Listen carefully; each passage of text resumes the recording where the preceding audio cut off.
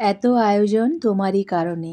হ্যাঁ, তুমি আসছো। তোমার কারণেই এত আয়োজন, এত আবেগ, এত আনন্দ। তোমার জন্যই সারা বছর বাঙালিরা অপেক্ষা করে থাকে। তুমি প্রত্যেক বছর নতুন, নতুন আনন্দ নিয়ে আসো। আগামী প্রত্যেক বছরও এইরকমভাবে আসবে। হ্যাঁ, তুমি আসছো মা। আসছে বাঙালির শ্রেষ্ঠ উৎসব, বাঙালির সবচেয়ে বড় আবেগ দুর্গাপুজো। আমার কাছে ছোটোবেলা থেকে এখন অবধি সবচেয়ে স্পেশাল উৎসব, সবচেয়ে স্পেশাল আবেগ, সবচেয়ে সারা বছরের সবচেয়ে স্পেশাল ঘটনাই হলো দুর্গাপুজো। সেই ছোট্ট থেকে এখন অবধি এই আবেগ বা এই ইমোশান বা এই স্পেশাল ঘটনাটার কিন্তু কোনো পরিবর্তনই হয়নি।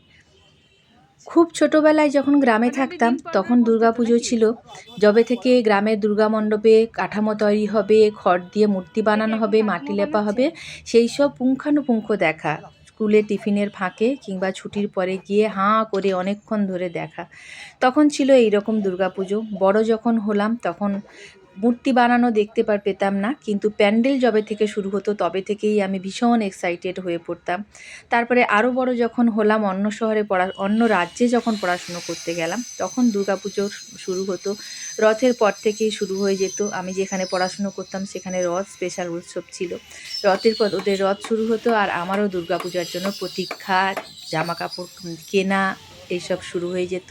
তারপরে বন্ধুবান্ধবের সঙ্গে যোগাযোগ করা, পুজোর সময় তখন বড় হয়ে গেছি, সবাই মিলে একদিন হলেও বেরোবো, ঠাকুর দেখবো, বন্ধুবান্ধবের সঙ্গে আলোচনা করা কে কখন বাড়ি আসবে। সবাই তখন বাইরে বাইরে পড়াশুনো করে। তারপরে আরও যখন বড় হলাম, বিয়ে হওয়ার পর কলকাতায় এলাম, তখন ওই কলকাতার প্যান্ডেলে প্যান্ডেলে আমি কবে থেকে প্রতীক্ষা করে থাকতাম। দেখতাম কবে টিভিতে খুঁটি পুজো হচ্ছে দেখাবে, সেই জন্য অপেক্ষা করে থাকতাম। কবে কোথায় আমার বাড়ির আশেপাশে প্যান্ডেল শুরু হবে সেই জন্য অপেক্ষা করে থাকতাম। তারপরে শুরু হতো যত তাড়াতাড়ি সম্ভব প্যান্ডেল হপিং শুরু করা।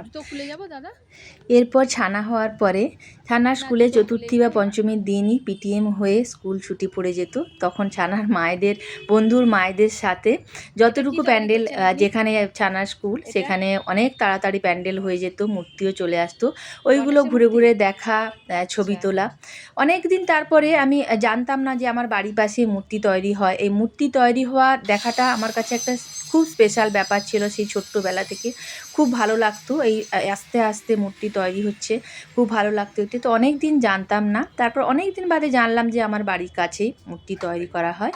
এবং তারপর থেকে আমার এই স্পেশাল উৎসব, মানে আমার জীবনের স্পেশাল উৎসব এই দুর্গাপুজোর সঙ্গে এটাও যোগ হয়ে গেল যে আমি মূর্তি বানানো দেখতে যেতে শুরু করলাম। এই আজকে যেমন চলে এসেছি ওইখানে। আমি অনেকদিন থেকে, এদের একটা পার্মানেন্ট কারখানা আছে, তারপরে পুজোর সময় ওদের আর একটা প্যান্ডেল করে একটা কারখানা তৈরি হয়। অনেক দিন থেকে দেখেছি যে এই প্যান্ডেলটা তৈরি হয়েছে এবং তখন থেকেই ভেবে রেখেছিলাম যে আসবো।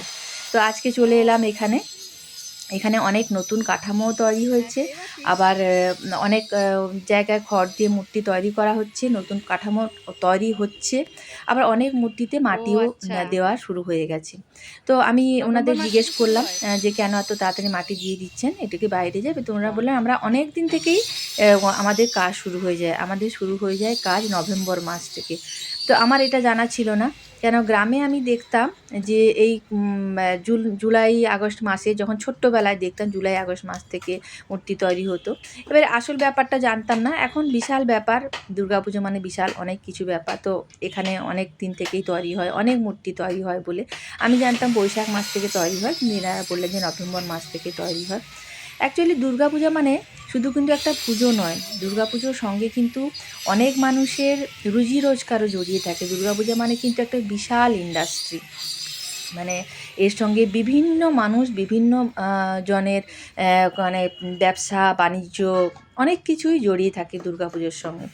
আর যারা মূর্তি তৈরি করেন, অনেক শিল্পী অনেক রকম কাজ করেন, সবাইকেই খুব রেসপেক্ট করি, কারণ শিল্পীরা সত্যি, মানে যারা হাতে জিনিস তৈরি করেন তারা ভীষণ শ্রদ্ধার জায়গায় থাকেন। কিন্তু বিশেষ করে যারা মূর্তি তৈরি করেন, সেই মূর্তিকে আমরা প্রাণ প্রতিষ্ঠা করে পুজো করি, ওইসব শিল্পীদের আমার অসম্ভব শ্রদ্ধা হয় ওদের প্রতি। আর সেই শ্রদ্ধাটা আরও যোগ হলো ওই দিন একটা ঘটনা দেখে। এদের যিনি প্রধান মানে এখানে এসছেন, প্রধান মনে হলো যিনি ডিরেকশান দিয়ে কাজ করান, উনি চা নিয়ে এসছেন। তো মানে ওনারা কতটা শ্রদ্ধার সঙ্গে এই কাজটা করেন, মূর্তি গড়ার কাজ। উনি চা নিয়ে এসছেন, উনি বলছেন চা খেয়েই কিন্তু কেউ এঁটো হাতে কাজ শুরু করবে না, চা খেয়ে সবাই কিন্তু কাপ রেখে আসবে, হাত ধুয়ে আসবে, তারপরে কিন্তু কাজ শুরু করবে। তো সেইখান থেকে আমার শ্রদ্ধাটা, মানে যে ওদেরকে যে এত শ্রদ্ধা করি, যারা ঠাকুরের মূর্তি তৈরি করে তাদেরকে যে আমি যে বিশেষ আসনে অনেক ছোটোবেলা থেকে বসিয়েছিলাম, সেই ছোট্টবেলায় প্রাইমারি স্কুলে মূর্তি দেখা থেকে, মূর্তি করা দেখা থেকে। তো আজকে এই শ্রদ্ধাটা আরও বেড়ে গেল। তো এবছর এক্সপ্লোরিং ইন্ডিয়ায় সুতোপাতে দুর্গাপুজোর প্রস্তুতি, দুর্গাপুজোর কিছু মুহূর্ত নিয়ে আমার সাথে দেখতে থাকুন এক্সপ্লোরিং ইন্ডিয়া উইথ সুতপা। ততদিন সবাই ভালো থাকবেন, দেখা হচ্ছে নেক্সট ব্লগে।